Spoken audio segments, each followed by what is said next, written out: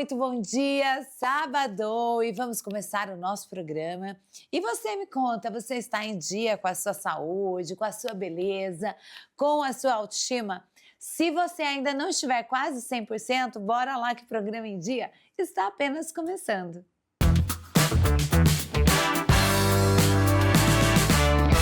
E hoje, abrindo o nosso Bom Dia Saúde, a nossa nova colunista, a doutora Maria Roberta Bali, vai falar de um dos temas que mais acomete o câncer do colo de útero, a famosa HPV. Olha, para a nossa estreia mais incrível da nossa nova colunista, doutora Maria Roberta Bali, tudo bem? Tudo bem, Flávia? Obrigada, muito prazer em estar aqui, tá? Seja bem-vinda ao Em Dia. Obrigada. Nesse quadro tão maravilhoso, né? O Bom Dia Saúde, o quanto é importante nós levarmos conhecimento, prevenções, cuidados, né, doutora Maria? Exato, acho que realmente a saúde da mulher é muito importante e a gente vai falar bastante, né, sobre Muito. rastreamento, prevenção e cuidado e tudo focado sempre na melhora da qualidade de vida da mulher. E olha, para a gente começar o nosso assunto, até mesmo nós trouxemos um dos fatores de hoje que eu acredito que tenha muitos casos e o porquê que nós devemos nos preocupar com HPV. Exatamente, acho que é o tema que a gente escolheu com muito carinho para Sim, começar. verdade. Porque acho que toda mulher tem que saber sobre HPV, como que contrai HPV, como que a gente evita, rastreia, né? E o porquê que é tão importante a gente falar sobre ele. Com né? certeza. E até mesmo, como que dentro da questão da HPV, existe esse contato ou que a pessoa possa adquirir o vírus da HPV? Tá. O que a gente tem que saber, assim, para falar um pouquinho do HPV, o HPV é o principal causador do câncer de colo de útero, tá? Sério? Cerca de 95 a 99% do câncer de colo de útero é causado pelo vírus HPV. Meu Ou Deus. seja, temos prevenção para isso, né? Uhum. E para a gente saber, gente, no Brasil, as mulheres até 36 anos de idade, o câncer de colo de útero é o primeiro câncer que mata essas mulheres. Então, o HPV acomete mulheres muito jovens, né? Então, é por isso que a gente tem que saber e falar sobre ele, né? Sim, E assim, como que a gente adquire o vírus, né? isso. O vírus a gente adquire cerca de 95% por contato sexual, tá? Então ele é sexualmente transmissível, Uau! tá? Aham. Tem aí alguns relatos que falam que foi contraído o vírus quando a mulher sentou para fazer xixi, enfim, mas isso é muito discutível, tá? O contato dele é via sexual, tá? Ok. De 70 a 90% das mulheres até 45 anos já teve contato com o vírus HPV. Então, ele é um vírus que está muito presente. Por isso que a gente tem que falar bastante sobre ele, mas não necessariamente essas mulheres vão ter algum tipo de lesão ou o câncer propriamente dito. Claro. Graças a Deus é a Sim. minoria, né? Mas a gente tem que saber como prevenir e, eventualmente, até tratar as lesões causadas por esse vírus. E quais são os primeiros sintomas de uma mulher que passa a se contaminar com HPV? Tá. A maioria delas é assintomática. Então, a gente não tem não dá nem sintoma pra nenhum. saber. Não. Por que você precisa coletar o seu Papa Nicolau? Porque o HPV é assintomático. Então, é por isso que existem exames de rastreamento, né? Ok. Que é por onde a gente consegue prevenir o vírus, né? Então, por onde a gente consegue, na verdade, diagnosticar o vírus, né? Prevenir é só com vacina. Então, assim, 99% das infecções são assintomáticas, a mulher não sabe que está com alguma lesão, tá? Ok. E quando ela está sintomática, por exemplo, está com sangramento pós-relação, dor pélvica, alguma coisa, corrimento, muito provavelmente ela já tem lesão, tá? E às vezes ela já tem até um câncer instalado. Mas o HPV também pode causar as verrugas, né? Que é um dos É o outros que eu jamais ouvi sintomas. falar, isso, dos principais sintomas. Os sintomas, os HPVs de baixo grau, eles causam as famosas verrugas, que são coisas visíveis, né? E que a mulher acaba, ou o homem até, procurando avaliação, né? Tá. E aí a gente tem que investigar as lesões de alto grau, que são as que mais nos preocupam. As verrugas são bastante transmissíveis, mas, assim, elas não viram câncer, né? São doenças benignas. Mas a gente tem que cauterizar e tratar, porque elas são muito transmissíveis. Então, encostou, pegou, basicamente. Tá. Mas o que a gente preocupa mais e investiga, principalmente nessas pacientes, são as lesões de alto grau. E existe, assim, por exemplo, dentro dessa questão do rastreamento que você falou, uma idade específica para fazermos esses Sim, exames, enfim? com certeza. O Papa Nicolau é a partir dos 25 anos de idade ou quando a mulher começou a sua atividade sexual, né? Uma vez que ele é sexualmente transmissível, se a mulher nunca teve contato sexual, ela obviamente não vai começar a coletar o Papa. Tá. E a gente coleta até os 64 anos de idade, tá? Agora a gente consegue coletar também a pesquisa do próprio vírus, né? Então a gente consegue coletar o PCR para o vírus HPV e a gente já consegue saber se ela tem o HPV de alto grau ou baixo grau, já na própria coleta, né? Ah, no Coleta mesmo por meio momento. livre no mesmo momento. E aí, dos 25 aos 64 anos, a gente vai rastrear se a mulher teve 2 papas nicolais negativos, né? Ou Ok, seja, sim. 2 normais, a gente pode coletar a cada 3 anos. Num espaço Num de tempo espaço maior, né? maior. Sim. E agora aí com o PCR para HPV, ele vai ser institulado que se a mulher tem um HPV negativo, ela pode coletar a cada 5 anos. Então, ele vai, assim, ele é mais sensível e uma vez que ele dá positivo, com o Papa Nicolau alterado, por exemplo, a gente tem que ir para outro exame, por exemplo, para pesquisar lesões causadas pelo vírus. E como que é feito esse tratamento, doutora? É assim, por exemplo, se a mulher tem verrugas, a gente queima, Tá. né? Queima ou usa algum outro tipo de tratamento na hora, laser, alguma coisa. Se a paciente tem lesão de alto grau, seja na vulva, na vagina, o que é lesão de alto grau? São lesões precursoras dos cânceres de vulva, vagina e colo de útero. Tá. O tratamento é excisão, ou seja, retirada. Se do colo do útero, a gente tira a tampinha do colo, que a gente fala, né? Processo que chama conização. Se ela tá com uma lesão na vagina, a gente queima, geralmente com laser, né? Se ela tá com uma lesão de alto grau na vulva, a gente queima ou tira. O tratamento é basicamente exérese, né? Para evitar que aquilo se transforme um dia Em um câncer. E me fala uma coisa, o HPV, ele tem cura? O HPV, ele tem tratamento. Somente tratamento? Eu falo que, assim, muito... O que a gente faz, né? Uma vez que a mulher tem lesão por HPV, a gente pede para a paciente se vacinar, né? Que a gente vai falar um pouquinho depois, Sim, que a única forma de você eliminar o vírus é se vacinando, tá? Tá. Então, você consegue se eliminar esse vírus se vacinando ou tratando, né? Então, tem aquelas mulheres que têm verrugas de repetição, a gente vai tratando até desaparecer. Mas, assim, é muito difícil, se ela não se vacinar, você se curar, entendeu? Ah, nunca mais vai ter? Não. Ele fica ali, ele é um vírus oportunista. Ele vai a partir do momento que você está com uma imunidade mais debilitada, ele aparece ele novamente. aparece. Exatamente. E agora, falando até mesmo em vacina, a partir de qual idade podemos tomar a vacina? Tá. A vacina inclusive, a única forma, que nem eu falei, de você se prevenir do vírus, tá? Sim. E na rede SUS, ela está disponível a partir dos 9 anos. 9 né? anos. 9 anos é a idade que você vai se vacinar, tanto homens quanto mulheres. Sim. E agora eles ampliaram até os 19 anos, né? Ok. Então, dos 9 aos 19 anos no SUS, você consegue fazer essa dose, né? Eles deixaram agora a dose única da vacina quadrivalente. Não é mais 2 doses. Tá. E a MSD, que é quem produz a vacina, lançou uma vacina nova que pega 9 tipos de vírus, que é a vacina nonavalente, que está disponível na rede privada dos 9 aos 45 anos também. Olha que legal. E dependendo da idade, são 3 doses ou 2 doses, né?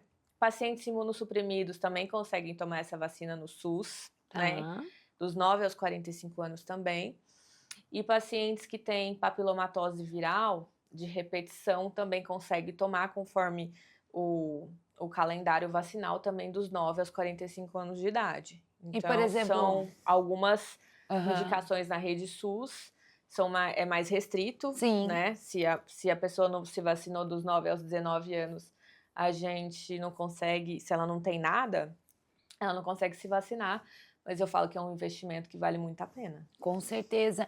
E você falou que na rede privada, nós mulheres conseguimos tomar até os 45 anos. Isso, até os 45 anos. Mas se ela tem mais de 45 anos e teve algum problema, por exemplo, teve alguma lesão, a gente consegue fazer uma cartinha para ela se vacinar. Sim. A gente E, por exemplo, avalia. ela tomando essa vacina, depois de quanto tempo ela volta a tomar ou ela não toma? Não, é dose única. É dose única? É dose única, não tem que Olha. repetir dose. Exatamente. Ai, gente, olha, não Vale sabia. muito a pena, gente. Eu falo que é Muito. uma vacina que previne câncer, né? E Então, imagina aí os riscos, né?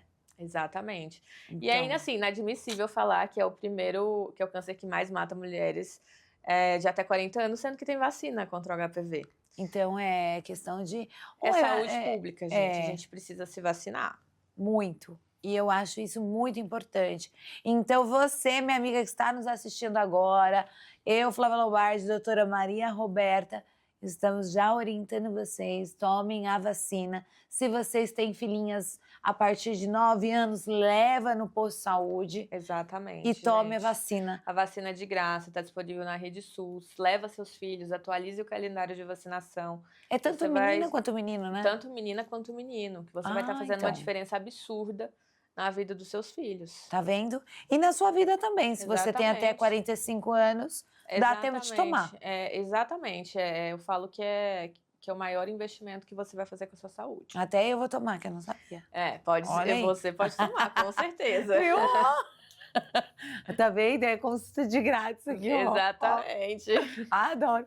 Doutora Maria Roberta, muito obrigada. Adorei o nosso primeiro tema. E eu quero que você volte para o segundo, que eu acho que nós temos um assunto bem legal para falar aí. Com certeza, gente. Aqui a gente só vai trazer temas que mais atingem mulheres, né? Sim. E para falar bastante, para conscientizar vocês, que são temas assim, que faz parte da vida No dia a da mulher, dia, do né? nosso Na dia a rotina. dia, que vocês têm dúvidas, mas que às vezes não perguntam, não têm oportunidade de perguntar para o Sim. ginecologista. Então, no próximo tema, nós vamos abordar o ressecamento vaginal. Ótimo. Bora? Bora, claro. Então, combinado. Muito obrigada, viu? Obrigada a você, Flávia. Tchau. Tchau, tchau, gente. E como dito é prometido, eu voltei com ela, com essa maravilhosa doutora Vanessa Pieroni. Tudo bem? Tudo bem, prazer estar aqui. Prazer o nosso. Você sempre está em dia com a sua beleza, é isso mesmo? A gente tenta, né? Olha, eu vou te dizer. Gente, hoje é um assunto que eu gosto bastante. Quem não gosta de falar sobre harmonização facial? Doutora Vanessa, nós vimos hoje que, assim, em vários casos que a gente acompanha, aí principalmente nas redes sociais, que as pessoas estão meio que migrando para a parte mais natural, né? Sim. E também buscando procedimentos mais tecnológicos, de vez utilizar preenchedores e etc. Sim. Isso é verdade? É verdade. Hoje o natural está bem em alta, né? Porque lá no começo os produtos foram utilizados de uma maneira assim exacerbadas, né? Então as pessoas queriam conhecer e cada vez mais preenchimento, cada vez mais bioestimulador e acabou ficando um pouco artificial. Tá. Então, hoje vieram muitas tecnologias capazes de devolver a naturalidade, estímulo de colágeno, sem dar aquele aspecto de artificial, né? Não que seja ruim você fazer um preenchimento, né? O preenchimento, ele também vem como um renovador aí facial, você Sim. consegue repor a estrutura que você perdeu, um lábio murchinho, né? E um malar, por exemplo. Não dá para desprezar os preenchedores, não, tá? Mas hoje as tecnologias também estão aí muito em alta. E para complementar, agora eu acredito, na minha opinião, tá? Que quando alguém chega lá no seu consultório, doutora Vanessa, nunca fiz nenhum procedimento e eu quero fazer o meu primeiro procedimento, eu gostaria de fazer o Botox, né? Uhum. E depois, é claro, o bigodezinho chinês, que acho que é assim, o máximo que todo mundo Todo deve mundo, ninguém procurar. E aí fala, mas eu não quero ficar fofão. não quer ficar fofão. Me conta isso. O Então. Botox é um dos primeiros a ser procurados? O Botox, ele é um paralisador muscular. Então, ele vai tirar aquelas rugas dinâmicas, né? Quando você sorri, quando você levanta a testa, fica tudo enrugadinho. O Botox, ele tira isso, ele suaviza muito aquela aparência de cansada. Tá. O bioestimulador de colágeno, ele vai bioestimular colágeno. É um produto que você injeta na face em pontos estratégicos para fazer a sustentação e a produção de colágeno. E o ácido hialurônico é um produto que já vai entrar como preenchedor mesmo. Ele é um potente hidratante que vai reestruturar algo que você perdeu. Então, você falou do bigode chinês, né? Qual é a causa do bigode chinês? Quando você perde estrutura aqui do terço médio. Então, você vai lá com o seu ácido hialurônico, preenche, repõe o terço médio e sobe essa face, desaparece o bigode chinês. Tá. Se já for uma face mais envelhecida, aí você vem e ainda preenche o bigode chinês. Ok. Mas primeiro trata a causa, para depois tratar o que realmente o problema, O que seria o problema. bigode chinês, por exemplo. E dentro disso, assim, a gente sabe que hoje, até mesmo mencionamos da questão da tecnologia, e voltando ao programa passado, nós falamos acho que é ultrassom microfocado, que é Isso. exclusivamente para a área facial. Exatamente. O que a gente pode esperar desse ultrassom?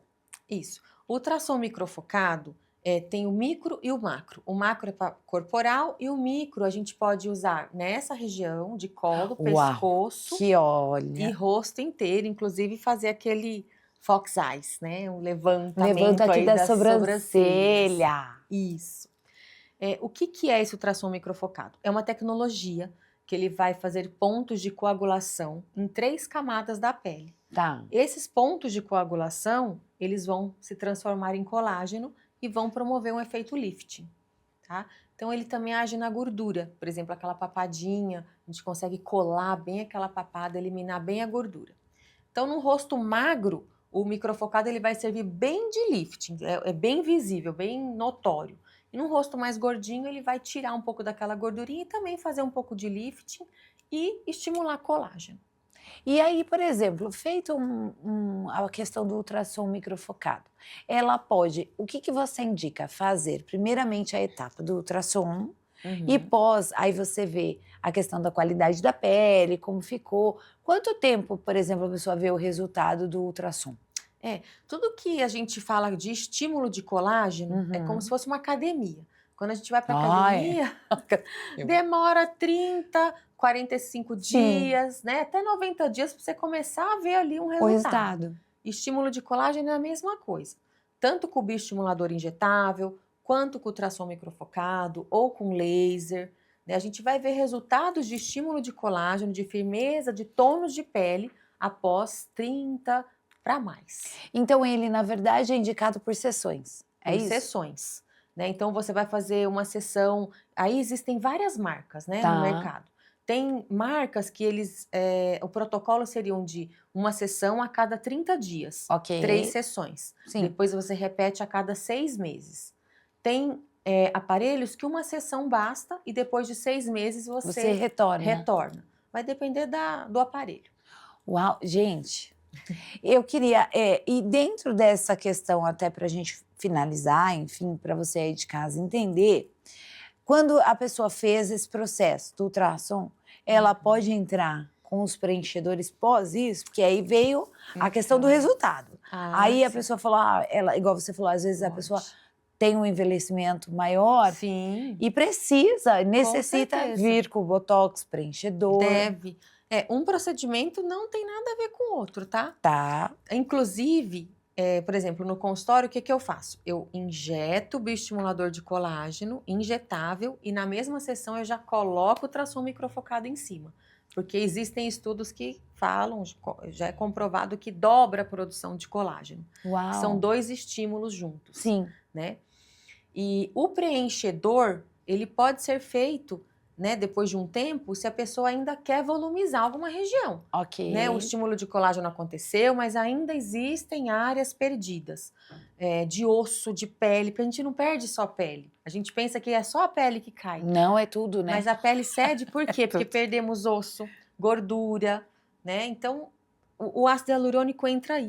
E tem os fios também, Os que vão fios. sustentar, vão produzir colágeno também. Ai, gente, é tudo de bom, né? É A tudo gente de- ter o conhecimento que a doutora Vanessa trouxe pra gente, Sim. conhecer também essa parte da tecnologia que está super em alta.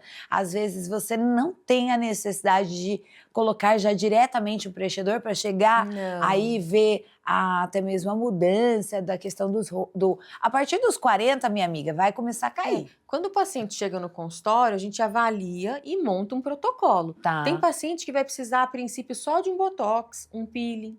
Tem paciente que precisa de um botox e um preenchedor.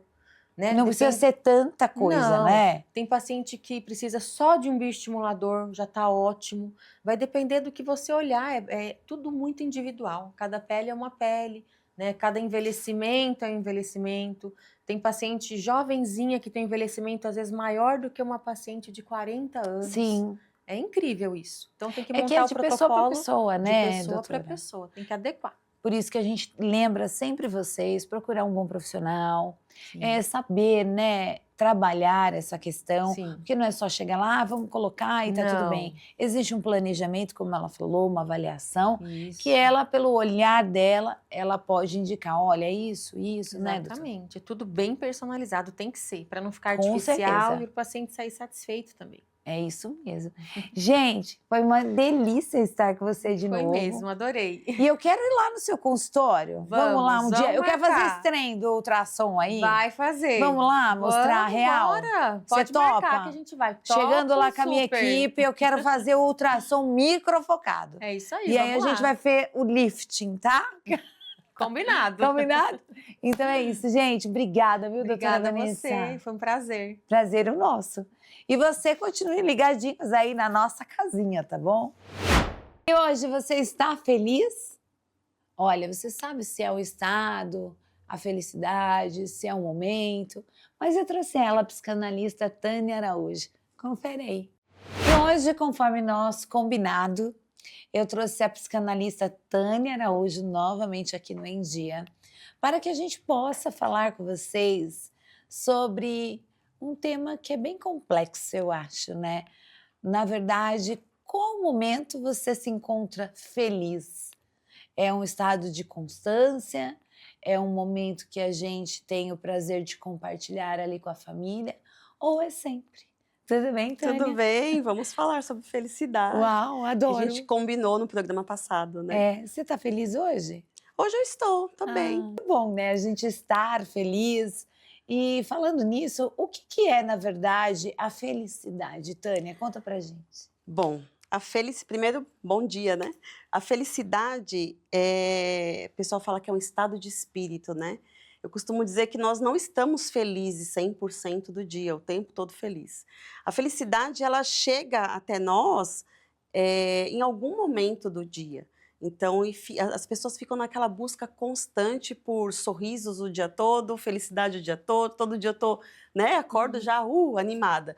Não é, a felicidade ela é uma busca por satisfazer os desejos, né? Freud falava muito. A pulsão de vida, né? Então a gente quer satisfazer os desejos, mas normalmente quando você conquista alguma coisa, logo aquilo perde a graça. Já aconteceu com você? Ah, acontece direto. Então você conquista um emprego, tipo, ok, já perdeu a graça. Compra um carro, você fica naquela euforia do momento. É igual uma criança, acho perdeu que a ganha um graça. brinquedo, Exato. aí brinca um pouquinho, perdeu a graça, encostou. E aí o que acontece? Tem também a questão da pessoa não querer estar nesse estado de felicidade. E por que a pessoa se coloca nesse lugar de não estar feliz o tempo todo também? Ela não se permite, porque lá na infância ela registrou que nem todo mundo da família dela foi 100% feliz. Então, ela não se permite, por exemplo, usufruir de uma viagem com a família, estar bem com os amigos. Por quê? Porque eu não vi a minha mãe ou meu pai viajando, desfrutando financeiramente de momentos de lazer, Uhum. e a gente não viu isso nos pais. Muito provavelmente nós não vimos, né? É verdade. Então a gente acaba se colocando numa condição de tipo, também não posso ser feliz. Acaba sendo uma lealdade invisível, a gente vai mais para a constelação familiar, que a gente cria essas lealdades para não fazer da nossa vida também essa dinâmica de muito feliz, para não se sentir culpado, porque lá atrás alguém não foi feliz, então eu não me permito ser. Então é meio que merecimento, eu não me permito ser feliz porque meus pais não foram. Mas a felicidade não é o tempo todo essa satisfação, né? Você busca o seu desejo, ok, mas eu posso me permitir não estar bem hoje, Sim. né? Deu uma dor de cabeça, bateu o carro, aconteceu uma catástrofe, teve sei lá, qualquer tragédia que tenha acontecido, e você não se coloca nessa condição de feliz. Tá tudo certo também, não tem problema. E dentro disso, você falou a questão da constância, até mesmo de acharmos, tá tudo bem, já não quero mais, já não estou mais feliz. E a questão das frustrações, como que a gente lida com essa situação? Pois é, quando a gente se frustra, na verdade, assim, a felicidade não significa dizer que as frustrações não vão chegar. Tá. Vai chegar. Sim. Todo mundo vai ter que passar, né? É. Mas, na verdade, é assim, a gente precisa, na vida, no decorrer da vida, criar musculatura, né? Uhum. Criar resistência, musculatura, amadurecer, para poder passar transitar por esses momentos com mais leveza, porque senão fica tudo pesado. Bastante, né? Então, assim, tá ruim, mas como que eu quero passar por esse ruim? Chorando, né, no fundo do poço, 24 horas por dia, ou eu me permito ficar naquele dia ali, depois eu volto e falo, opa, vamos rever isso aqui, preciso dar um jeito, a dinâmica não é essa, não adianta que eu não vou ficar também no fundo do poço esperando que alguém vai me acudir, não vai vir ninguém me acudir, vou ter que sair de lá. Então afunda lá, sente aquela dor, mas volta. Tem que voltar, gente. Nada de ficar lá, pelo amor de Deus. E me fala uma coisa, dentro disso, existe alguma receita ou alguma fórmula, né, para que a gente possa ser feliz? O pessoal tá falando, os gurus, né? A gente vê muito curso sobre felicidade, seja feliz, vou te ensinar a ser feliz. Isso não existe, né, gente? Porque, como a gente falou, as dinâmicas vão chegar para que a gente atravesse por elas. Tem ferramentas para que você não fique 24 horas por dia nessa dor, nesse local ruim. Você vai ter que sair de lá em algum momento. Porque estamos no mundo dos adultos, né? A criança que fica lá e chora e vem papai e mamãe acudir. A gente não tem mais essa possibilidade de ficar na posição infantil. A gente precisa sair desse lugar. Então, 100% não existe você ser 100% feliz. Então, não compre curso de venha ser feliz o dia todo. Não tem isso, Não né? existe, Isso aí é só uma acho. chamadinha para que você clique lá no comprar. Não tem 100% de felicidade garantida, não. Não é receita de bolo. Vai ter dia que a gente está bem, tem dia que não estamos bem, mas a gente precisa trazer esse ânimo para a gente poder Sim. conduzir a vida, porque senão fica mais pesado ainda, né? Agora eu vou fazer uma pegadinha com você. Dizem, né, todo mundo fala, o dinheiro traz felicidade. Você acha que o dinheiro traz felicidade? Eu costumo Não, antes de você responder, você aí de casa, me responde. Você acha que o dinheiro traz felicidade? Felipe, Daiane, Marcelo, vocês acham que traz felicidade? Olha, eles estão falando Você que vê? sim. E é verdade? A gente brinca assim, né? Não traz felicidade, manda buscar. O dinheiro é muito bom, né, gente? É. É que, na verdade, assim, a gente precisa aprender a usar o dinheiro a nosso favor. Não a Sim. gente ficar refém do dinheiro, né? Então, ele não traz felicidade. Eu vou mandar buscar o que eu preciso, as minhas conquistas. Mas ainda assim, mesmo com dinheiro, se as adversidades surgir, às vezes tem situações que não é o dinheiro que vai resolver. Não mesmo. Por exemplo, se você não tiver com a saúde em dia, o din-din ele pode facilitar até mesmo atendimentos médicos, um bom hospital, mas não traz a Não saúde, traz. né, gente? Então, o dinheiro traz, sim, felicidade, mas dependendo em quais casos, né? Eu costumo dizer que pessoas arrogante, né, com dinheiro, quando ela se vê numa condição que ela precisa daquela pessoa que de repente ela pisou, muito na pandemia se viu isso, né? você dependendo dos médicos em hospital, você precisando daquela ajuda. Você podia ter o dinheiro que fosse, mas você precisava de alguém ali. É verdade. Então não era o dinheiro. Então é sobre isso, a gente fica naquele estado de flow, mas não é o tempo inteiro flow. Vai ter um momento que você vai ter que se colocar numa condiçãozinha mais ali light para que você consiga transitar nessa vida melhor, com mais leveza, né? E tem uma questão, não sei se isso é verdade ou mentira, até mesmo outro dia eu comentei isso com a Daiane. A Daiane falou que é uma semana após. Eu já sinto essa questão no outro dia. Tem dias que a gente acorda muito feliz, mas assim, no ápice. Sabe aquele dia que você fala, nossa, hoje eu tô muito feliz. E tipo, não tem um porquê, mas você tá num dia muito feliz. E aí a Daiane comentou comigo em casa que ela sente a tristeza ou que tenha algo que vá trazer essa tristeza depois de uma semana. Eu é 1 ou 2 dias. Olha que Que aí interessante. passa, eu não sei se isso é superficial ou se é algo que a gente pensa que seja espiritual, eu não sei que trem que é esse, mas acontece. Acontece.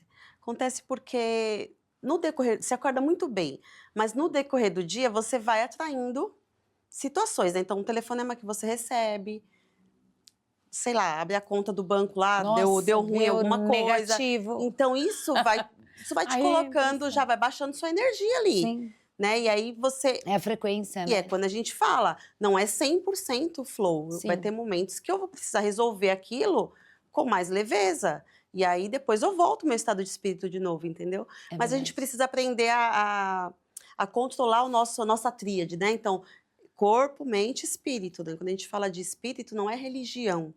A gente viu muito falar essa semana toda aí do pastor Mirim lá, né? Aquela coisa de religião, e tá todo mundo falando desses assuntos muito focado na religião. E quando a gente fala de espírito, não é a religião, é o que você busca para você subir ali sua frequência, você ficar numa paz com você.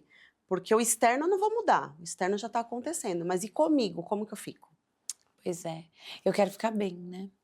Então, bora, gente, ficar bem, ficar feliz, né? Motivos de sobra. Não precisa ter dinheiro para ser feliz, mas o dinheiro ajuda. Ela já Ajuda. falou pra gente que o dinheiro tá ali, né? Envolvido com a felicidade. Então, quero agradecer você mais uma vez por trazer Obrigada. esses temas tão legais e tão interessantes para a alma, para a mente e para tudo que engloba aí a felicidade. É. Né? O bom são temas pontuais que a gente consegue dar eu falo que é uma pílula de ânimo. conteúdo também para as pessoas, né? Não precisa ser nada maçante, É isso aí. nem muito didático, aquela teoria cansativa de ouvir. Mas num sábado, pela manhã, eu acho que falar sobre felicidade é isso. Ai, eu também acho, né? E me conta você lá no nosso direct, lá nas redes sociais do Em Dia. Você está feliz hoje? Então, se você não estiver, continue assistindo Em Dia que você vai ficar. Beijo, tchau, Beijo. obrigada. E agora chegou um tema que eu super amo falar com vocês aí de casa. Nós mulheres que, assim como eu, mais 40, mais 50, temos algumas dúvidas aí no processo de climatério, menopausa. Quais são os principais sintomas? Então, confere aí com a nossa nova colunista, doutora Victoria Kemi.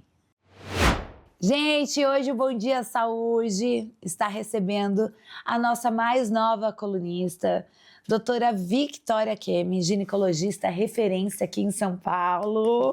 Seja bem-vinda. Obrigada. E vamos falar sobre assuntos que nós mulheres amamos, né? Sim. Eu acho que é tão exponencial a gente até mesmo ter essa dinâmica de trazermos conteúdos a vocês que estão nos seguindo, nos acompanhando e ter uma consulta free. Eu falo que aqui a gente tem essa possibilidade de alinhar a informação de prevenções, cuidados, né, doutora? Isso mesmo. Então, hoje o nosso assunto é para você, mulher mais 40, mulher mais 50, que está passando aí pelo processo climatério, menopausa, e olha, que nós parece que é um monstro, né? Para as mulheradas, eu entrei nos 40, sabe? Não parece. Olha, gente, ganhei o dia. E aí, eu acho que depois desses mais 40, a gente meio que se sente e fala, poxa, tá mudando tudo. E é da noite pro dia, Isso. né? E eu gostaria que você, primeiramente, falasse, né, sobre esse assunto. Na verdade, o que é esse processo climatério, a menopausa? Isso.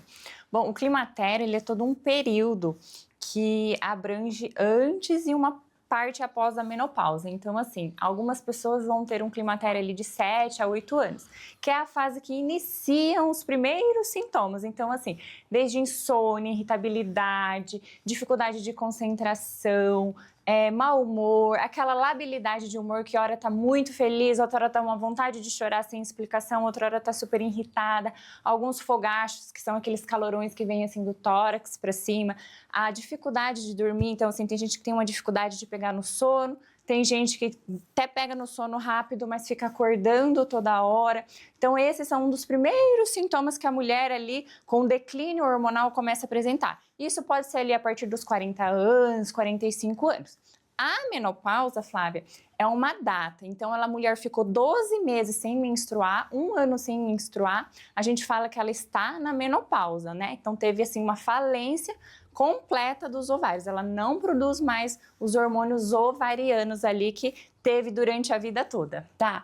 E, por exemplo, casos, assim, específicos, que tem mulheres que possam menstruar, vamos supor, até 50, 55 anos, que eu já vi até pessoas próximas, em família.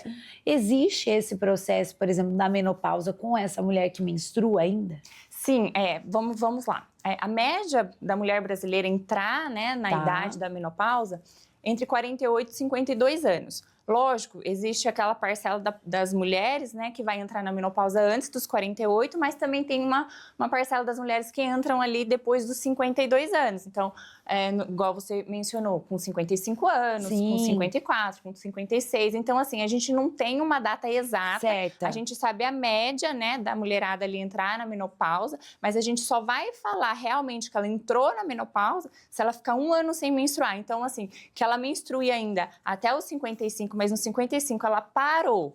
E aí, 1 ano sem menstruar, a gente fala, pronto, ela entrou na menopausa. Realmente agora. Realmente entrou na menopausa. E a questão, assim, por exemplo, eu, 40 anos, eu vou entrar num processo, vamos dizer, do climatério.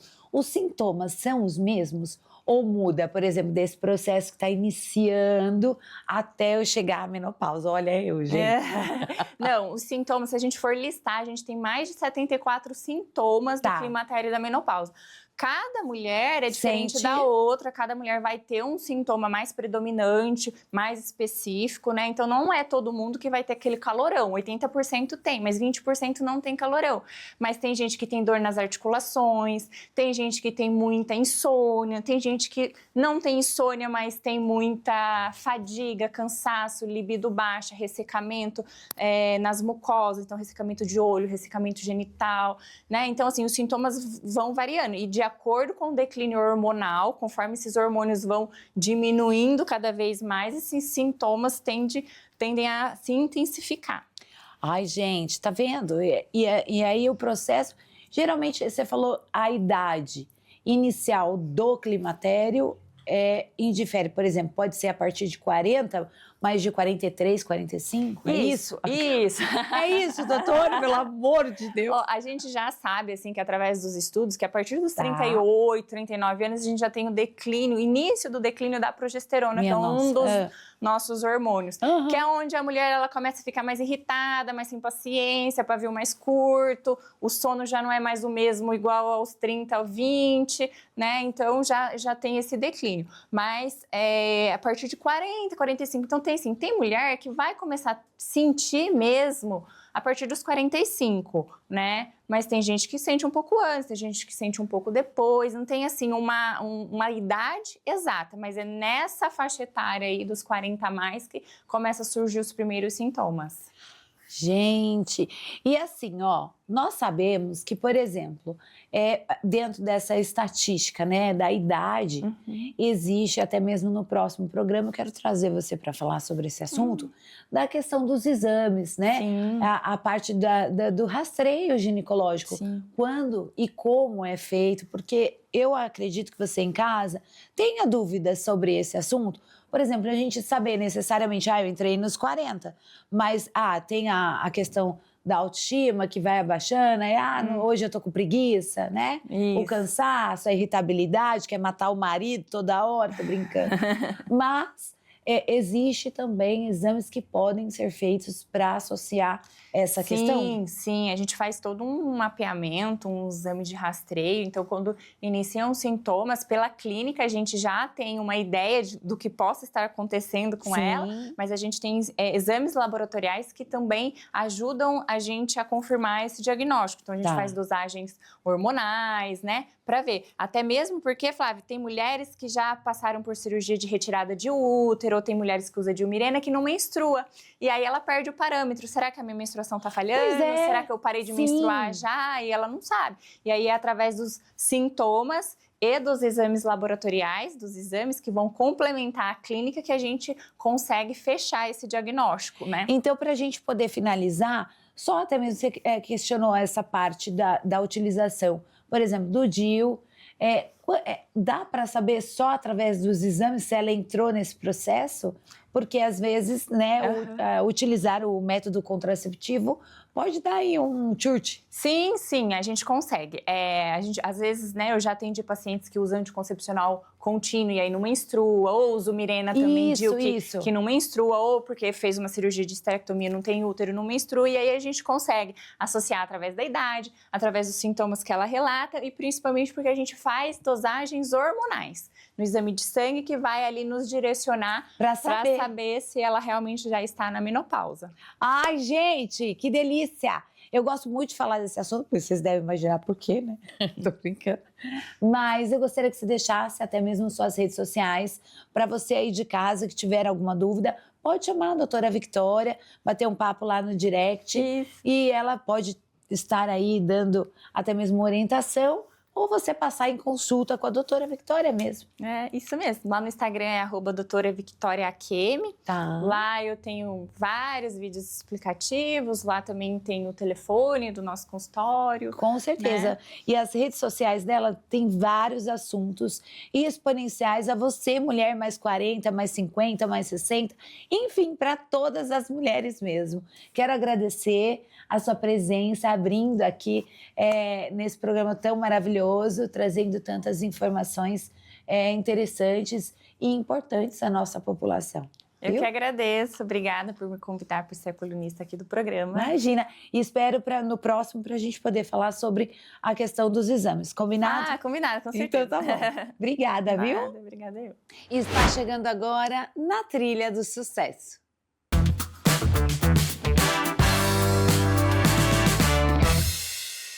Gente, agora a nossa colunista jurídica, a doutora Aline Ribeiro, vai contar um pouquinho essa questão sobre ela, até mesmo traz uma mentoria para você, profissional advogado, e que faz aí aumentar os lucros da sua empresa, do seu escritório, não é mesmo? Sim, com certeza. E para nós iniciarmos esse bate-papo, como que hoje o comportamento do próprio advogado, ele pode estar travando o crescimento dele no escritório? Perfeito. O comportamento do advogado ele está diretamente ligado ao crescimento do escritório. E muito se vê como um operador do direito, né? Quando, na verdade, eles já são líderes empresariais. Então, ele precisa ter essa visão empresarial. E quando esse advogado ele evita falar sobre processos comerciais, sobre gestão de equipe, gestão empresarial, né? Sobre processos internos, ele está travando o crescimento do escritório. Então, são alguns erros que o próprio advogado acomete, né? Exatamente. Dentro do próprio escritório dele. E dentro disso, qual é, então, o maior erro que esse advogado comete ao tentar escalar até mesmo esse escritório? Perfeito. Eu vejo que muitos advogados, eles, quando pensam em escala, pensam em uma equipe grande. E, na verdade, o processo de contratação ele é importante, mas isso não é sinônimo, né, de um crescimento. Ele precisa, primeiramente, ter essa mentalidade empresarial, precisa organizar esse escritório, implantar procedimentos internos, ter uma rotina comercial, treinamento de equipe, gestão, né? E, a partir dali, ele está pronto, e, claro, e ele ter a visão estratégica de para onde ele quer levar esse escritório. Onde ele quer chegar, aonde ele quer chegar e mostrar isso também para as pessoas que trabalham com ele. A partir dessas questões aí aí ele está pronto para poder escalar esse escritório. É, sempre ter um roteiro, uma orientação. E dentro disso é possível, por exemplo, que esse advogado, ele passa a vender sem ele perder a sua essência de técnica e a questão ética, principalmente. Com certeza. Na verdade, quando esse advogado está vendendo, ele está conduzindo o cliente certo para a solução que o cliente precisa, certo? Então, ele precisa comunicar valor, ele precisa entender as dores e desejos e ele precisa guiar esse atendimento com método, né? A partir disso, com certeza, vendas e ética, elas estão ligadas, né? Desde que haja propósito. Agora, doutora Aline, pelo seu conhecimento, eu gostaria que você, antes de finalizar a nossa entrevista, deixasse uma dica super importante, que principalmente, quais são os sinais que mostram realmente que esse escritório, ele precisa urgentemente de uma estrutura comercial. Perfeito. O que eu vejo é que muitos escritórios, eles não sabem, tem uma queda no número de contratos, né? De um mês para o outro, eles não sabem qual é a previsão de entrada e eles delegam esse processo de vendas para uma pessoa, né, esse atendimento para uma pessoa que não está treinada para as vendas. E a partir desses indicadores, é um alerta para você saber que você precisa sim implementar a rotina comercial, treinamento e organizar esse setor comercial dentro do escritório. E como que ele pode, por exemplo, iniciar isso? Criando uma gestão que possa trazer o resultado que ele procura. Porque, igual você falou, declínio, sim, perda de contrato. Como que ele faz, uma dica, outra dica de doutora Aline Ribeiro, que ele possa virar a chave e virar esse jogo? Sim, perfeito. Primeiro ele precisa estruturar ali como que vai ser aquele atendimento, o passo a passo do atendimento para poder replicar isso, ter uma rotina de treinamento dessa equipe, né? E outra coisa, indicadores. Indicadores são super importantes, saber, né, quantos clientes procuram, saber quantos agendamentos houve, quantos contratos fechados, e entender quando não há esse fechamento, o porquê, qual o motivo para poder fazer essa correção. Nossa, e isso é muito importante, porque às vezes a gente entende hoje com as redes sociais a questão de engajar, de tráfego pago, ou até mesmo esse trabalho com a equipe, o quanto é importante, você falou dos indicadores. Sempre estar atentos, né? Exatamente. Para poder até mesmo alavancar aí o seu escritório. Mas se você tem dúvidas sobre esse assunto, está passando por um momento dificultoso no seu escritório, já fala com a doutora Aline Ribeiro, que ela é especialista nisso. Vai ser um prazer poder falar com você e trocar uma ideia aí, tá bom? Muito obrigada, doutora Aline, e até a próxima, hein? Até a próxima. Ah, que pena, né? O nosso programa chegou ao final. Eu quero agradecer a sua audiência mais que especial, a sua companhia nesse sábado que está apenas começando, né, gente? Então, bora ser felizes sábado por aqui. E olha, eu quero mandar um beijo e uma semana muito abençoada, com muitas alegrias, energia positiva, tá bom? Espero que você esteja em dia com você sempre. Um beijo e até sábado que vem. Tchau!